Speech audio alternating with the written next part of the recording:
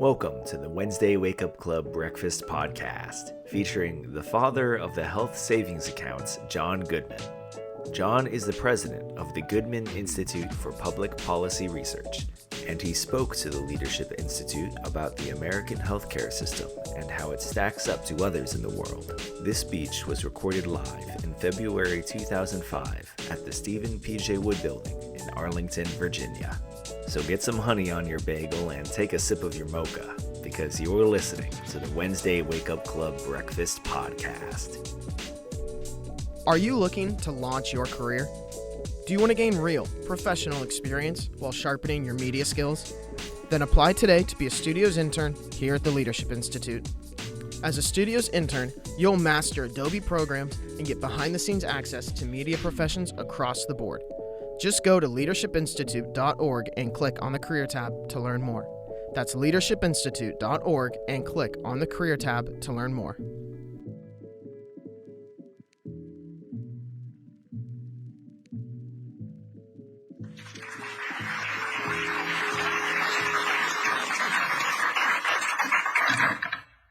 If you're not familiar with the National Center for Policy Analysis, you should be.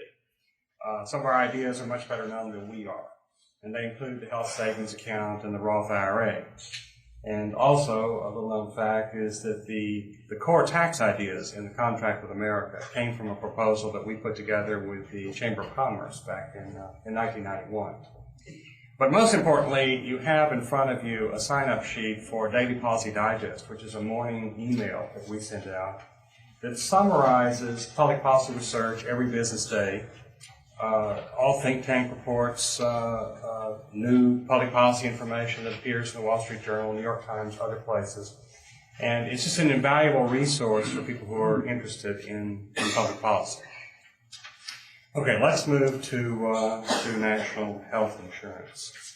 In the United States, we have a free health care program called Medicaid for low-income people.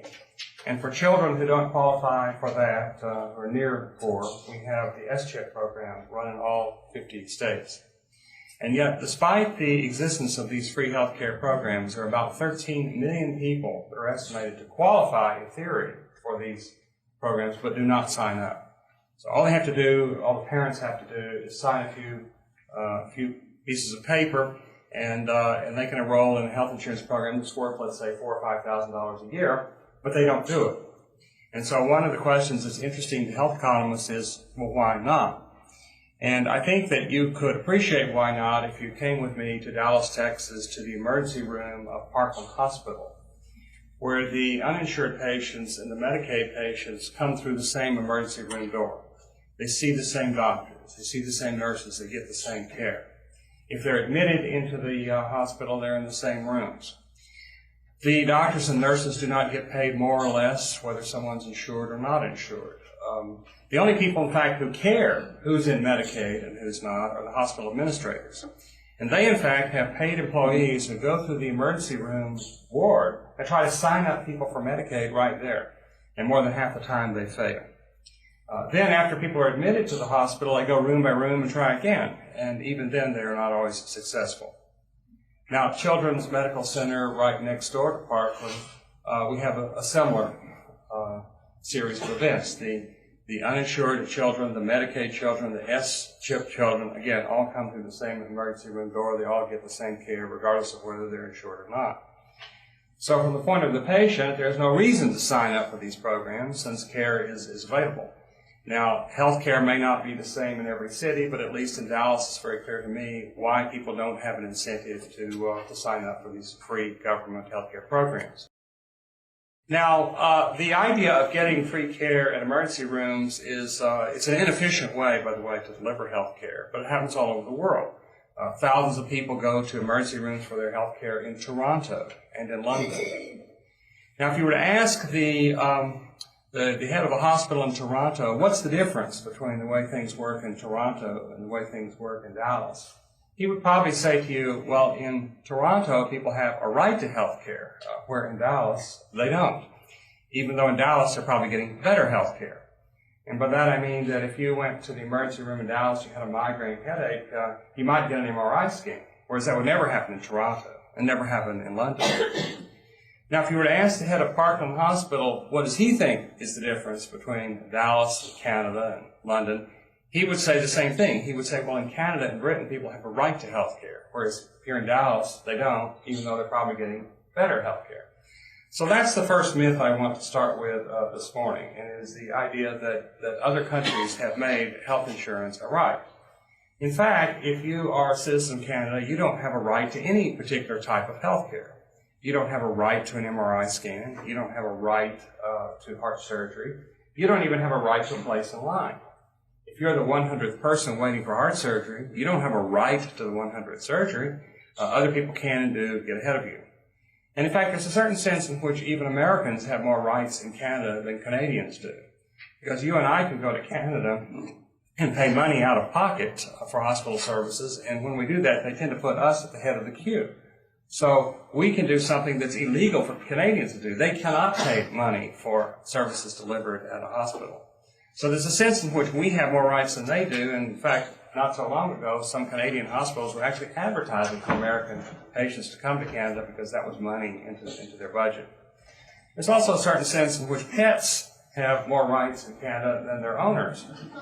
A Canadian citizen, in theory, can't buy an MRI scan for himself. That's illegal. That's supposed to be provided for free by the state. But you can buy an MRI scan for your dog or for your cat. And I wrote about this in the New York Times about 10 years ago, and the head of the Canadian Medical Association wrote back and said, well, Goodman is implying that our system is going to the dogs. So I wrote back and said, no, he's got it wrong. He says, what I'm saying is if you're in Canada and you need a brain scan, you may be better off if you're a dog. All right, in Britain right now, there are 1 million people waiting to get into hospitals, and I'm indebted to Britain for actually keeping records on this and publishing them periodically. Most countries don't want to know how many people are waiting, and they certainly don't keep the statistics. The Canadian numbers are from the Fraser Institute in Canada. The New Zealand number is from the New Zealand government. Just to put this in perspective, the number of people waiting in these countries is about 1% to 2% of the entire population. That may sound small, but only about 15% of the people go into a hospital every year. So for a country like New Zealand, that implies that for every 5 people who go into a hospital, 1 person is waiting, and that's quite a lot. Many of these people wait for months, some wait for years. Many are waiting in pain, some are risking their lives by waiting. These are the numbers from Canada, and they're by specialty, and what they show you is that there's no market going on here. So a market would tend to move resources out of the areas where the waiting lists are short and into the areas where the waiting is long. But this is no market mechanism. There's no way to make sure that those who need care get it first, or make sure that the resources go to the areas where the need is greatest. Now, the second myth is the idea that these systems deliver very high-quality health care. The British prime ministers of health used to tell their citizens for decades, they don't say it much anymore, but they used to say that the British National Health Service is the envy of the world, and Canadian ministers of health have been known to say much the same thing. In fact, in Britain and Canada, doctors have to see about 50% more patients than American doctors see. And as a consequence of that, they have less time to spend with each patient. So a British general practitioner, for example, barely has time to take your temperature and write a prescription, and that's about it. It's got to go on to the next patient. Now, if there is something seriously wrong with you, it turns out that in Britain and in Canada, there's less equipment, less technology. The renal dialysis rate, for example, in the United States is twice the rate in Canada, 3 times the rate in Britain. Interestingly, in the 1970s, Britain invented, along with the United States, the process of renal dialysis, which of course keeps kidney patients alive, whereas in the previous era, it was certain death. And yet, even today, Britain has one of the lowest dialysis rates in all of Europe. Interestingly, Britain invented the CAT scanner in the 1970s. And for a while, it was exporting over half of all the CAT scanners in the whole world, probably with government subsidies. But it refused to buy very many of these for its own citizens, for its own National Health Service. And even today, the number of CAT scanners in Britain is about half the level per capita as in the United States, and similarly for MRI scanners. And I don't have the newest technology here, PET scans on the slide, but in the United States right now there are 1,000 PET scanners. Canada has 2. So if you think the Canadians are getting the same level of care that we are, you have to conclude that the PET scan is not very useful.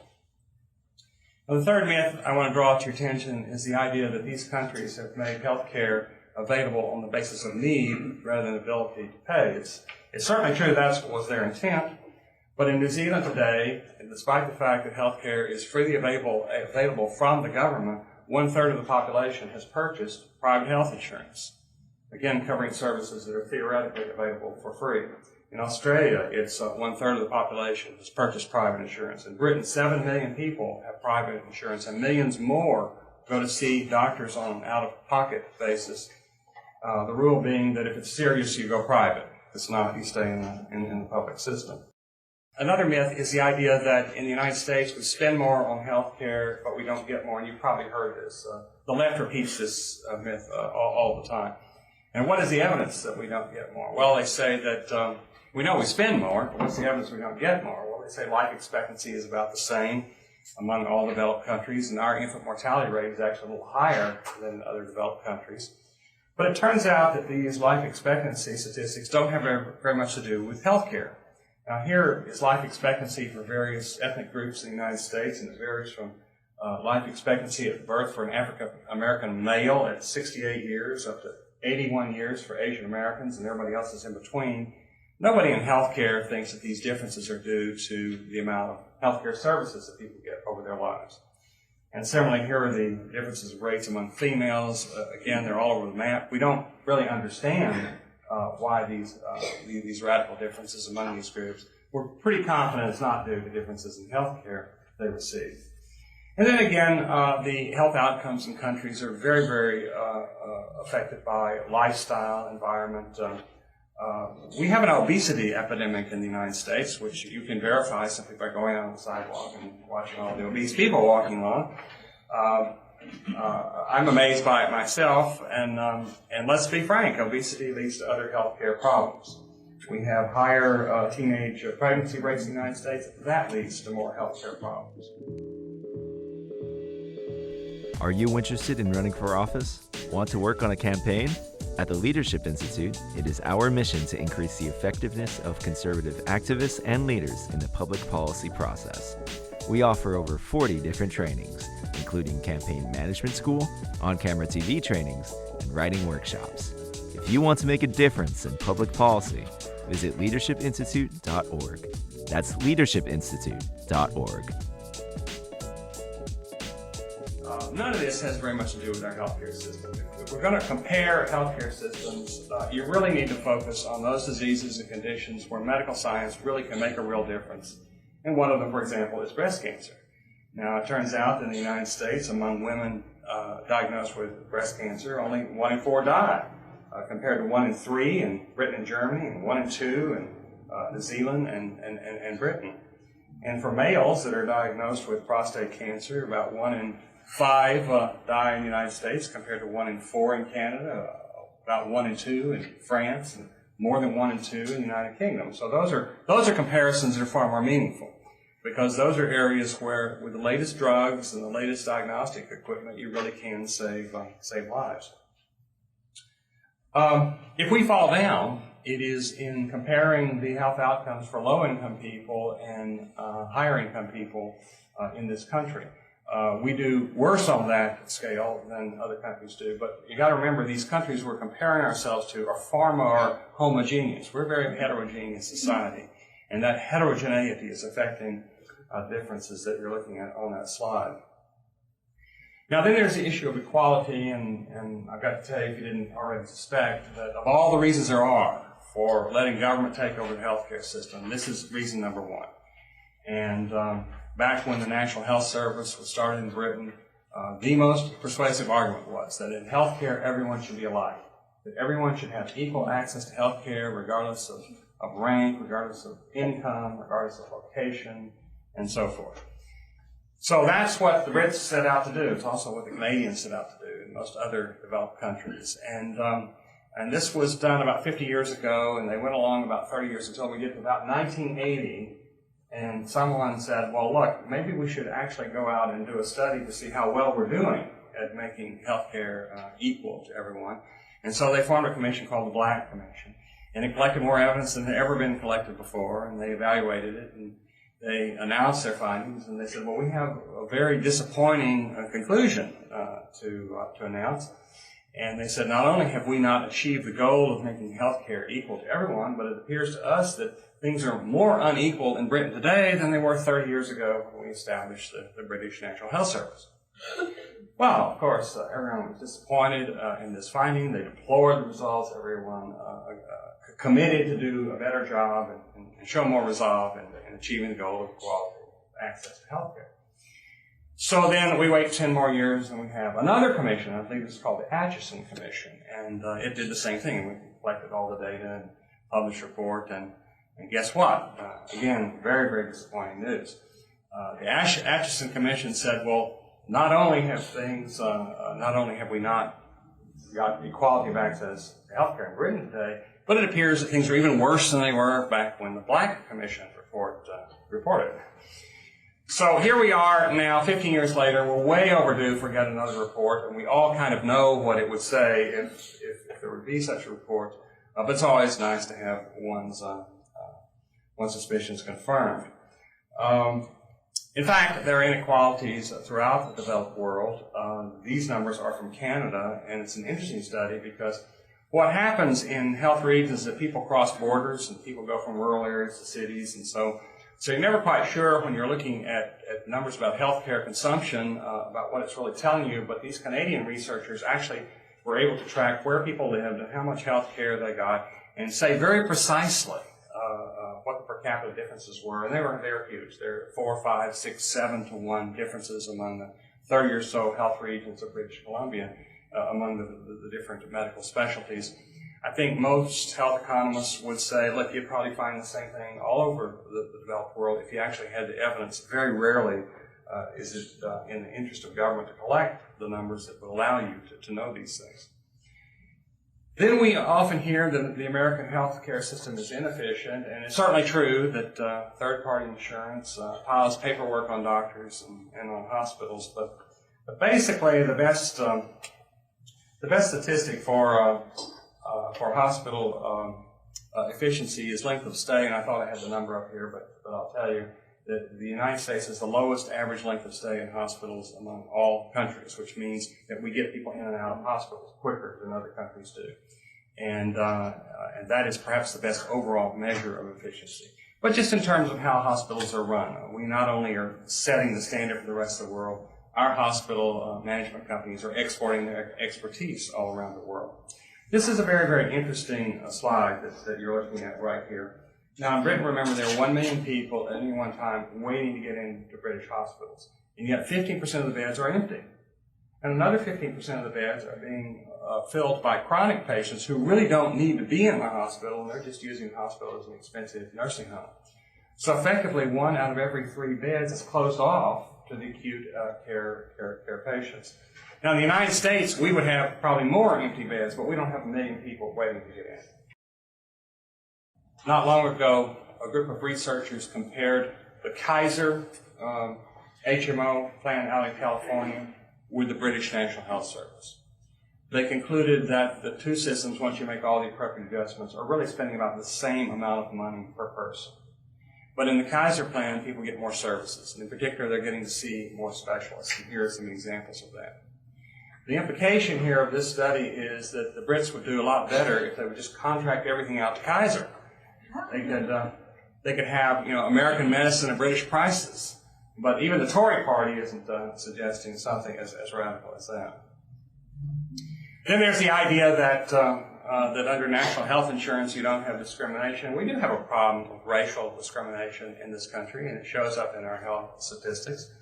But guess what? So does every other country. So in Canada, it would be the Cree and India, Inuits. In New Zealand, the Maoris. In Australia, the Aborigines. In all these countries, the minority population has shorter life expectancy, higher infant mortality, more health problems, fewer health care resources. So it is a problem worldwide.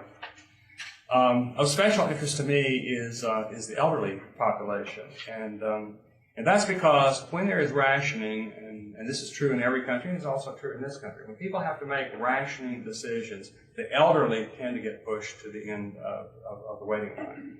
And so when they do the international surveys, we find that our senior citizens report that it's easier to see doctors, easier to see specialists, less waiting than seniors polled in other countries. So that's probably if you have a rationing problem, look to the seniors to see the worst effects of it. Then there is the idea that costs are out of control in the United States, but that they're under control in other countries. You hear this all the time. It is true that we spend more per person on health care than any country in the world. And that much is true. But it's also true that over the last 40 years, our rate of increase in health care costs has been about the same as the average for all developed countries. So yes, we're at a higher level, but we're all growing about the same rate. The only exception on this graph is Canada. Canada is an outlier. I think, though, the Canadians have paid the real price in terms of lack of access to the kind of sophisticated care that most of you have access to because you live in this country. Then there is the myth that in countries where government is making decisions, that the decisions are based on medical need and not based on some other priority like ability to pay. Well, here are a few numbers from Britain. Now remember again, at any one time, there are 1 million people waiting to get into British hospitals. The World Health Organization says 25,000 British cancer patients die every year because they don't get optimal drug therapy that's available, for example, to people in the United States. So you have the cancer patients dying, you have all those people waiting, and look at where some of the ways in which the health service spends its money. There are every year 15 million ambulance rides. That's one ambulance ride for every 3 people in the country. The British ambulance service, in effect, serves as a free taxi service, taking, for example, senior citizens to the pharmacy to get a prescription filled. Well, that's nice. It's a convenient service, but it's a service that is somewhat trivial in comparison to the life-saving services that are not being available to people who are in critical condition. And compared to the United States, the British provide many other services to the apparently healthy or to the only marginally ill, and compared to what we do here. But they skimp on the high-tech equipment.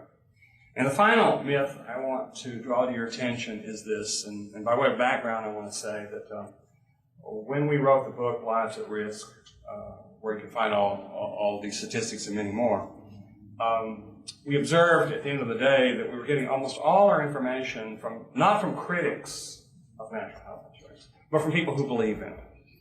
There was almost all the numbers that you have seen, almost all the slides you've seen this morning.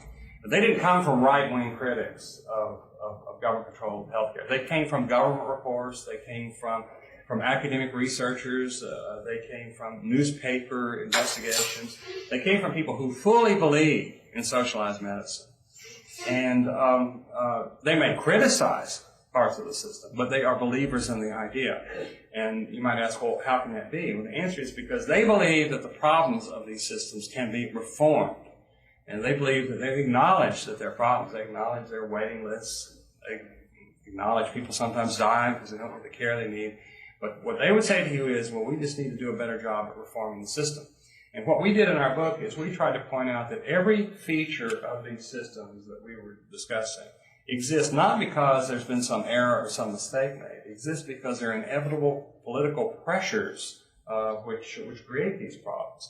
In other words, the failures of socialized medicine exist not because of some oversight. The failures exist because it couldn't be otherwise. In some ways, it is the failure which allows the system to survive and function the way it does. And just by one example, what you see in all these systems is a tendency to over-provide to healthy people and under-provide the sick. That's what the Brits are doing with their ambulance service, but not very many CAT scans. They're over-providing to the healthy and under-providing to the sick. Well, what is the reason for that? The answer is political pressure.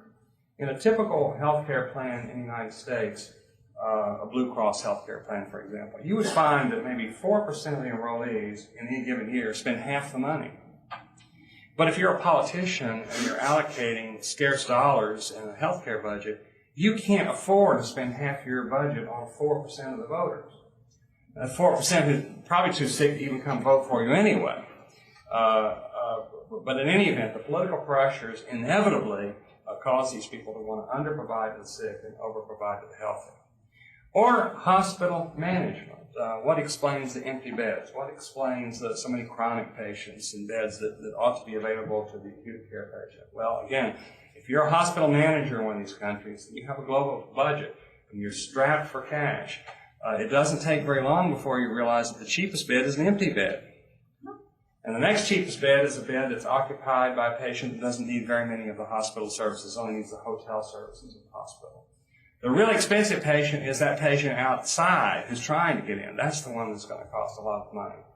So it's not an accident that hospitals are run the way they are. It is, again, the natural consequence of the way the system is set up. And one final example I'll give you.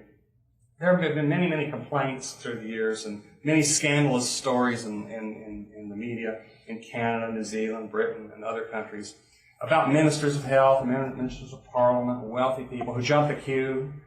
And there was a story not long ago from Canada about a guy who got his MRI scan in just a few days while everybody else was waiting 3 months. And it's been going on for as long as these systems have been in existence. So one question is, well, why does this happen? Why, if they believe so much in equality, why don't the rich and the powerful wait in line with everybody else? And my answer is, well, because the system wouldn't survive if they did that. What makes the system work is that people who have the power to change it have found out how to make it work for them.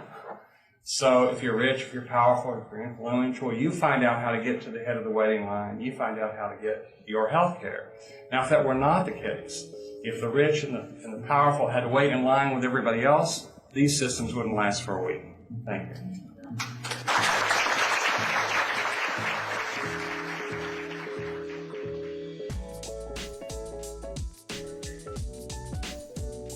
Thanks for listening to the Wednesday Wake Up Club Breakfast Podcast. If you enjoyed this episode, remember to share and subscribe wherever you listen to this podcast. To listen to more breakfasts, head over to the Leadership Institute YouTube channel. And to see who our next WWCB speaker is, visit our website at leadershipinstitute.org. The Wednesday Wake Up Club Breakfast Podcast is produced and edited by Alexander Chang, with support from Tiffany Roberts and Jared Cummings. Advertisements by Alexander Chang and Christopher Olson. Executive produced by David Fenner and Morton Blackwell.